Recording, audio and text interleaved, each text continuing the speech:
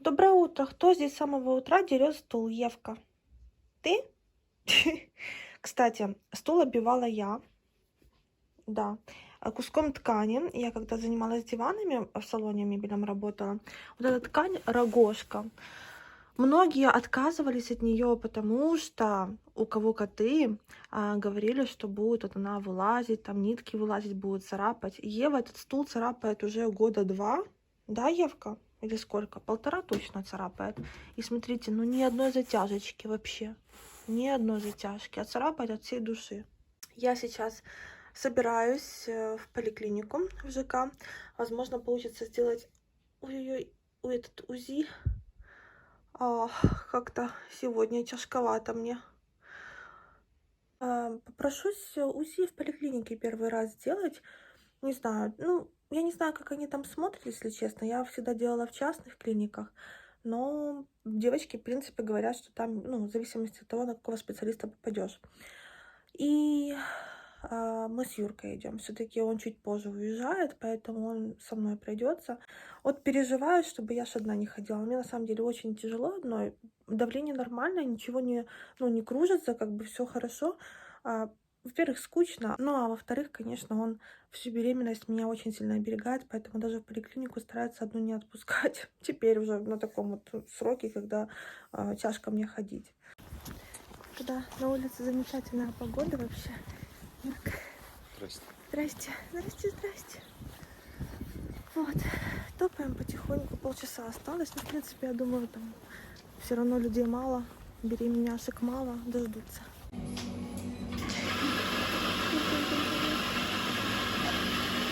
Взяли кофе в Опера, кофе.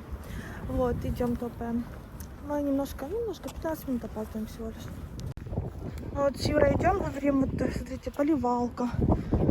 Кустики подрезаны. Сегодня еще эти, как его, бордюры, да, чистили. Обочину дороги машина проезжала, чистила. Это хотим сказать то, что начинаем еще больше гордиться нашей страной, потому что это на Киеве, на окраине такой порядок, чистота на самом деле. И плюс люди такие сплоченные сейчас, как никогда вообще. Не, ну конечно, наверное, когда все закончится, все позакрываются по квартирам, но все равно. У нас, кстати, отопление так и не отключили, я вчера говорила по поводу отопления. Какой-то там спор пошел по поводу того, что вообще через пару дней должны отключить уже госотопление, ну вообще полностью само государство отключить отопительный сезон, но у нас есть возможность отключить самостоятельно пораньше и пару дней не доплачивать, как-то так. Но наш сантехник что-то рогом уперся, не хочет. Ребята, на улице такой ветер, я не знаю, слышно меня или нет. Мы вышли с поликлиники, с Юрой были где-то час, да, полтора. Я сейчас приду домой, расскажу вам все. Парк, ждем, пока позеленеет. Такой. Я люблю этот парк. Раньше мне таким пустым казался, но здесь посадили деревья, и прям вот уже листики вылазят потихоньку. И гремит на фоне, если слышите. Гром среди ясного неба. Ну, блин.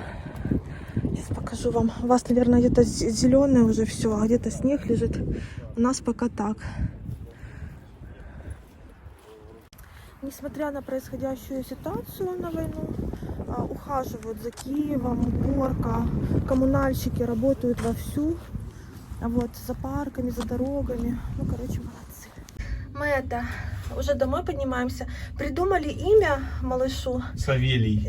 Да нет, ну другой, да. Ну и с этого тоже. Мы просто, ну, ржем. Я не знаю почему, да. Он так все в смех переводится. Короче, не знаю. Ничего, придумайте. Да. Как есть. Там вещи домашние лежат. Сейчас буду переодеваться. Итак, я была, вот эта поликлиника у нас, ребят, я честно шокирована. Там такой УЗИ-аппарат, я была, на врача другого попала. А сейчас там был врач Атамась. Кто знает фамилию, слушайте, такой классный дядечка. Я, кстати, много рекомендаций слышала по поводу этого врача. Моя знакомая еще на Оболоне к нему ходила, и УЗИст он хороший, на самом деле, реально рекомендовали. В чатах вот этих вот беременных, у меня несколько чатов. Один чат полностью со всей Украины девчонки собрались. Ну, не все, там всё 14 человек, мы свои такие подружки, грубо говоря. Второй чат у меня чисто беременные троещины, и другие чаты чисто вот тоже беременные по Украине. Только зашли. Так вот, врач этот Тамась, он очень классный, сделал УЗИ, все подробно рассказал, понятное дело. Значит, малышек наш... И в трусах не заходи, не провоцируй девочек. Короче, хохма. Так вот, малыш наш, все хорошо, вообще у меня по-женски все хорошо. Малыш вниз головой лежит уже. По весу он кило 480, по-моему, почти 1,5 килограмма. Фух. Ой, размер, честно, не помню. Не помню размер, но вес нормальный. И все там хорошо у меня именно с, ну, плацентой, со всем. Вы знаете, что у меня по передней стенке такой нюанс у меня, ну, не так, как у всех, но тоже бывает. Вот, анализы, врач, тоже к врачу ходила к одному, ко второму, к заведующей, получила справку декретную по поводу оплаты. Вот, Приватбанк, кстати, не работает, мы заходили. Может, какие-то отделения нужно отдельно искать, потом уже займусь этим вопросом. Сейчас. По анализам. Анализы у меня хорошие, в принципе. Вот, спросила, нужно ли мне пить железо. Она говорит, ну, в принципе, сейчас как бы анемии там нет, но можешь уже там для профилактики начать пить. Поэтому я зашла в аптеку, купила и железо. Отдельно мне вот здесь тоже писали. Вот, купила отдельно витамины для беременных. И отдельно я еще дополнительно купила омегу, потому что рыбу я не ем. По поводу молочки спросила домашнюю. У нас, кстати, сегодня мы просто шли в поликлинику, увидела, что вывозят домашнюю молочку. Вот, я не знаю, конечно, цены, но спросила у врача, можно ли. Она сказала, что, ну, нежелательно именно домашнюю, лучше, конечно, пастеризованную, если есть там вот в магазинах. И сегодня же я, когда сидела в очереди, я прочитала в телефоне тоже на 30-й неделе по поводу молочки, нужно быть очень осторожной. И если употреблять, то только такую пастеризованную, именно та, что обработанная в магазинах продается, не домашняя. Домашнюю даже почему-то выпечку нельзя. Хотя, знаете, если так посудить, то девчонки, которые живут в селах, едят сало во всю беременность, едят молочку, пьют молоко с пенкой, понимаете, из-под коровы, необработанное, то очень даже себя здоровыми ощущают. Тут уже каждому свое. Но так как я искусственница изначально, я вообще не молочный человек, то я лучше так, знаете, подержу немножко это на потом. Вот такие дела. Так что я довольна походом. Это в 30 недель я сделала УЗИ. Мне еще нужно будет 34 недели сделать УЗИ. И через 1,5 недели повторить приход к гинекологу, посетить ее на КТГ. Я так понимаю, она будет это вот датчики ставить на животик, слушать. А по поводу сердцебиения, хорошо, что у меня есть доплер, все хорошо, сердцебиение. Вот такие дела. Наговорила, новости хорошие. Хоть что-то радует меня сейчас в теперешней ситуации, меня хоть что-то радует реально. Поднимает настроение мне. Так что ждем. Сумки почти собраны. Настойку календулы девочки писали, найти нереально. Зашла пока в 2 аптеки. Вот, попозже зайду еще в 1 аптеку, спрошу, может там есть. Даже вату стерильную нельзя найти, представляете? Бинтик стерильный я купила. Ну, на всякий случай пусть будет. Вот такие вот дела. Кто там писал по поводу хорошей кожи, чистой кожи. У меня, видите, прыщ на носу вчера выскочил.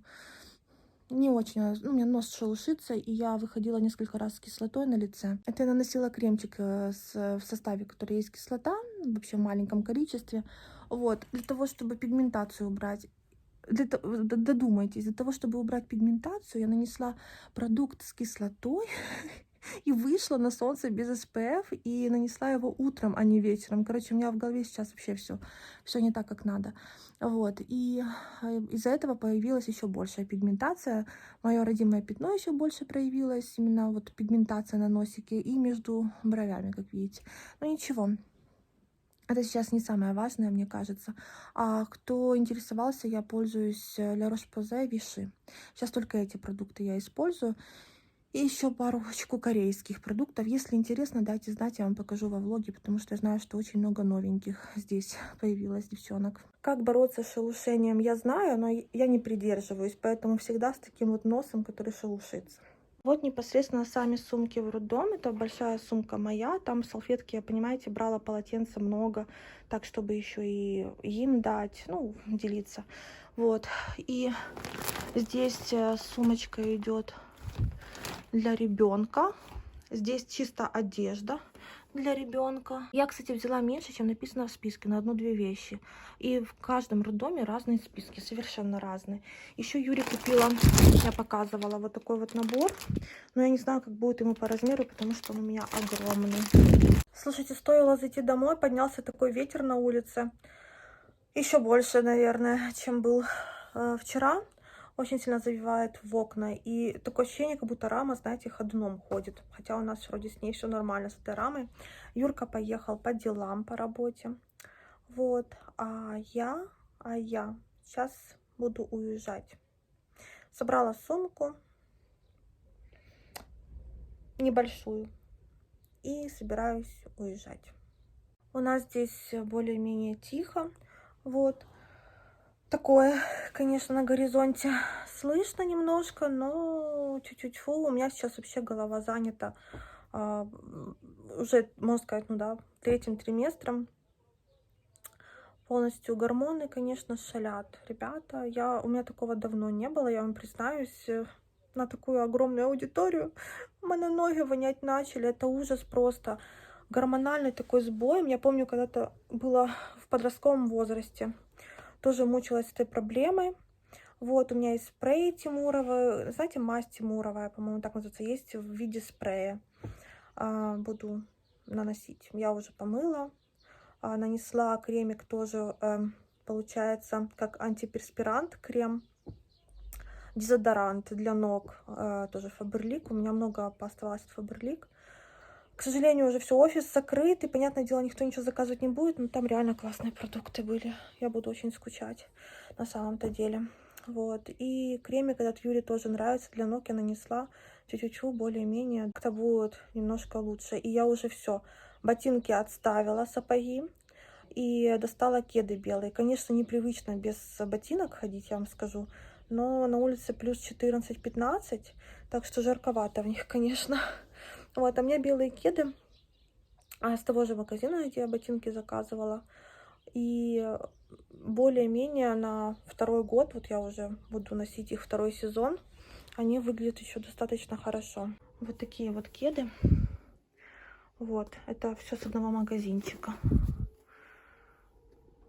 Ботиночки вот эти стоили 1000 с копейками. И вот эти вот кедики 800 гривен. Но это мне прислала девочка на рекламу.